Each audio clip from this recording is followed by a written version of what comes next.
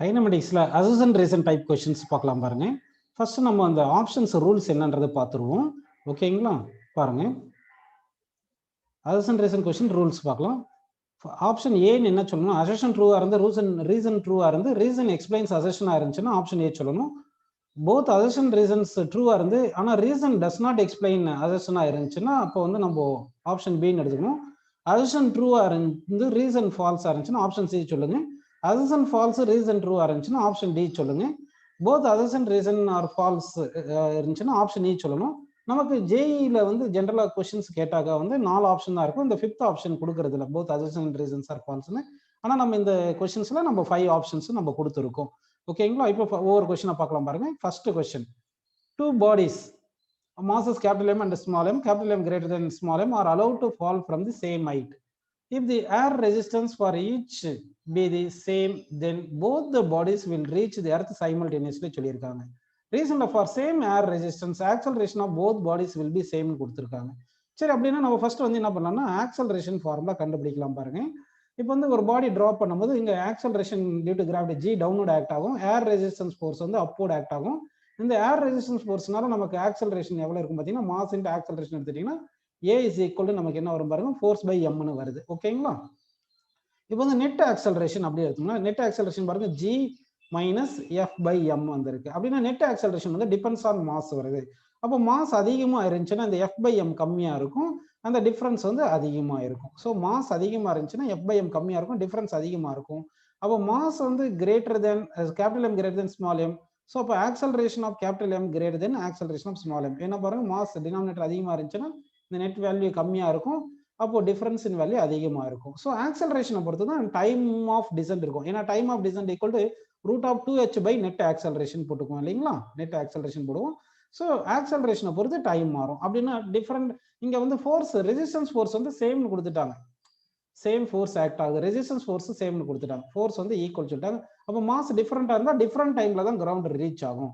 அப்படின்னா அசன் ஃபால்ஸ். ரீசன்ல வந்து பாருங்க ஏர் ரெசிஸ்டன்ஸ் சேமா இருந்துச்சுன்னா சேம் ஏர் ரெசிஸ்டன்ஸ் சொல்லிட்டு acceleration of both bodies will be same பண்ணிட்டாங்க. ஏன்னா ஆக்சலரேஷன் வந்து டிபெண்ட்ஸ் ஆன் மாஸ் வந்து இருக்கு, ஆக்சலரேஷன் டிபெண்ட்ஸ் ஆன் பாருங்க மாஸ் வந்து இருக்கு இல்லைங்களா? So that reason also false. So assumption false, reason false. So that option வந்து என்ன சொல்றேன்னா third option சொல்லிடுறோம் நம்ம. ஓகேங்களா? நெக்ஸ்ட் செகண்ட் கொஸ்டின் பாருங்க. செகண்ட் கொஸ்டின் வந்து a body is momentarily at rest when it reverses the direction of its motion. ஒரு பாடி வந்து என்ன வெர்டிகலி அப்போர்ட் டைரக்ஷன்ல ப்ரொஜெக்ட் பண்ணி பாருங்களேன், கிரவுண்ட்ல இருந்து மேக்ஸிமம் ஹைட்ல போகும்போது என்ன ஆகும்னா மொமெண்ட்லி ரெஸ்ட்டுக்கு வந்துட்டு அதுக்கப்புறம் தான் டைரக்ஷன் மாறும். அப்போ டைரக்ஷன் மாறுற இடத்துல மொமெண்ட்லி ரெஸ்ட்டுக்கு வந்திருக்கும். ஸோ அசன் வந்து ட்ரூப்பா, அசன் வந்து ட்ரூ. ரீசன் பாருங்க, ஏ பாடி cannot have acceleration if its velocity is 0 at a given instant of time. அப்படின்னு கிடையாது. ஆக்சுவலா வந்து இப்போ ஒரு பாடி வந்து நம்ம ப்ரொஜெக்ட் பண்றோம். இப்போ ப்ரொஜெக்ட் பண்ணும்போது அப்போர்ட் ப்ரொஜெக்ட் பண்ணும்போது என்ன ஆகுதுன்னா இப்படி மேலே போயிட்டே இருக்கும், அட் மேக்ஸிமம் ஹைட்ல வெலாசிட்டி 0 ஆயிட்டு டவுன்வர்டு வருது. கரெக்டுங்களா? த்ரூஅவுட் தி மோஷன் வந்து ஆக்சலரேஷன் ஜீன் இருக்கு, த்ரூஅவுட் தி மோஷன் ஆக்சலரேஷன் 0 இருக்கு. அப்படின்னா மேக்ஸிமம் ஹைட்லயும் ஆக்சலரேஷன் இருக்கு. அப்படின்னா அந்த மேக்ஸிமம் ஹைட்ல அந்த ஆக்சலரேஷன் எதுக்கு யூஸ் பண்ணிருக்கு பாத்தீங்கன்னா டு சேஞ்ச் தி டைரக்ஷனுக்கு யூஸ் பண்ணிருக்கு. அப்போ வந்து ஏதாவது ஒரு பாயிண்ட்ல வந்து மொமெண்டலி ரெஸ்ட்டுக்கு வந்திருக்குன்னா அங்க acceleration used to change direction வரும். அப்படின்னா a body cannot have acceleration if its velocity 0 at a given instant of time ன்றது தப்பு. இது அந்த கிவன் இன்ஸ்டன்ட்ல வந்து வெலாசிட்டி 0 இருந்துச்சுன்னா அங்க ஆக்சலரேஷன் இருக்கு, அந்த ஆக்சலரேஷன் யூஸ் பண்ணி தான் டைரக்ஷன் சேஞ்ச் பண்ணியிருக்கோம். So assertion true reason false, assertion true reason ஃபால்ஸ்னா ஆப்ஷன் சி வந்து கரெக்டான ஆன்சர் சொல்றோம். அடுத்த கொஸ்டின் போயிடலாம் பாருங்க. A particle in motion may not have variable speed with constant velocity அப்படின்னு சொல்லிடுறாங்க. கான்ஸ்டன்ட் வெலாசிட்டினா மேக்னிடியூடும் டைரக்ஷனும் ரெண்டுமே கான்ஸ்டன்ட், மேக்னிடியூட் ஆஃப் வெலாசிட்டி தான் ஸ்பீடு. அப்போ ஸ்பீடு வந்து கான்ஸ்டன்டா இருக்கும். அப்போ a particle in motion may not have variable speed, constant velocity கான்ஸ்டன்ட்னாவே ஸ்பீடு கான்ஸ்டன்ட் தான். ஏன்னா velocity கான்ஸ்டன்ட்னா both magnitude and direction constant, magnitude of velocity மட்டும் தான் ஸ்பீடு, அதனால தான் speed constant. Assertion true. Reason பாருங்க, a particle in motion may have non-zero acceleration with constant speed. Speed கான்ஸ்டன்டா இருந்து டைரக்ஷன் மாறினா அப்போ வெலாசிட்டி சேஞ்ச் ஆகும். அப்போ வெலாசிட்டி சேஞ்ச் ஆனா ஆக்சலரேஷன் இருக்கும். அதனால கான்ஸ்டன்ட் ஸ்பீட்ல போகும்போது டைரக்ஷன் மாறலைன்னா வெலாசிட்டி கான்ஸ்டன்ட், அப்போ acceleration 0.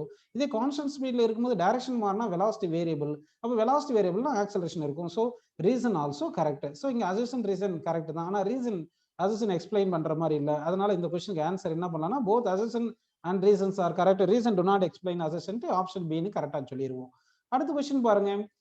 A particle in xy plane is governed by x equal to a sin omega t and y equal to a minus a cos omega t, where a and omega are constants. Then the particle will have parabolic motion அப்படின்னு சொல்லியிருக்காங்க.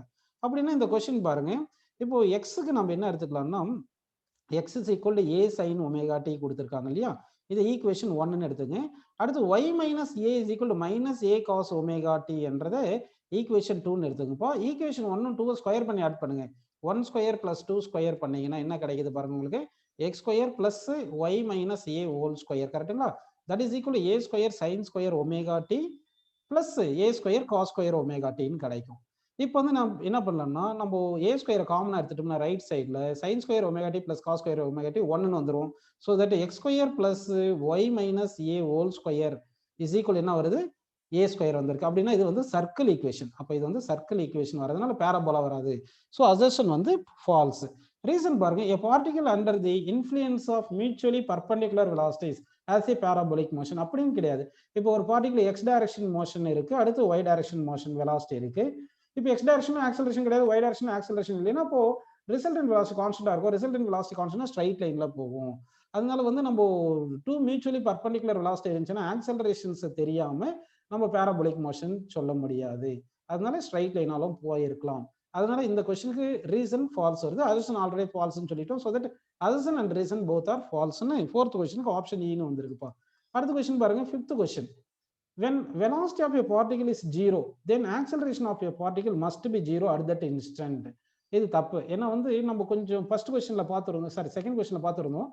At maximum ஹைட்ல வந்து velocity 0 but acceleration இருக்கு, கரெக்டுங்களா? இப்போ ஒரு object வந்து vertically upward project பண்றப்பா, ஒரு object vertically upward project பண்ணும்போது அட் மேக்ஸிமம் ஹைட்ல வந்து மேக்ஸிமம் ஹைட்ல பாத்தீங்கன்னா வந்து வெலாசிட்டி 0, மொமெண்ட்லி 0 வெலாசிட்டி. ஆனா still through out the motion acceleration இருக்கு, ஆக்சலரேஷன் வந்து g இருக்கு, கரெக்டுங்களா? அப்போ மொமெண்ட்லி ரெஸ்ட் வருதுன்னா அந்த இடத்துல acceleration use to change the direction வருது. அதனால மொமெண்ட்லி ரெஸ்டா இருந்துச்சுன்னா அங்க ஆக்சலரேஷன் 0ன்னு கிடையாது. அதனால வந்து நம்ம அசர்ஷன் வந்து ஃபால்ஸ்ன்னு சொல்லிடலாம், சரிங்களா? ரீசன் பாருங்க, acceleration is equal to a equal to v dv by dx, where v is the velocity at that instant அப்படின்னு இருக்காங்க. ஆக்சுவலா இன்ஸ்டன்டேனியஸ் ஆக்சலரேஷனுக்கு dv by dt நமக்கு தெரியும் இல்லைங்களா, dv by dt தெரியும். இப்போ என்ன பண்ணனா, நம்ம dx by dx ன்னு மல்டிப்ளை பண்ணி டிவைட் பண்ணிருங்க. இப்போ இந்த நல்லா பாருங்க, இந்த dx by dt இருக்கு இல்லையா, இதை மட்டும் நம்ம v ன்னு எடுத்துக்கலாம். இதை மட்டும் v ன்னு எடுத்துக்கிட்டீங்கன்னா அப்போ a is equal என்ன வருது, v into d இந்த dv by dx வந்துருது இல்லைங்களா. ஸோ தட் அப்போ என்ன சொல்லிடலாம், அப்போ a equal to dv by dt தான் நம்ம v into dv by dx ன்னு எழுதுறோம். அதாவது a equal to dv by dt ன்னு எழுதுறது வந்து with respect to time, velocity changes with respect to time வரும்போது இந்த ஈக்குவேஷன் யூஸ் பண்ணிக்கிங்க. இது velocity changes with respect to எக்ஸ்னு வரும்போது இந்த ஈக்குவேஷன் யூஸ் பண்ணிக்கலாம். அப்போ வந்து அசர்ஷன் ரீசன்ல வந்து கரெக்டாக சொல்லியிருக்காங்க, acceleration equal to v into dv by dx. பாருங்க, v into dv by dx correct தானே. So reason correct, assertion false, reason correct அப்படின்னா ஆப்ஷன் வந்து D correct. So option D கரெக்ட்னு சொல்லிடலாம். ஓகேங்க.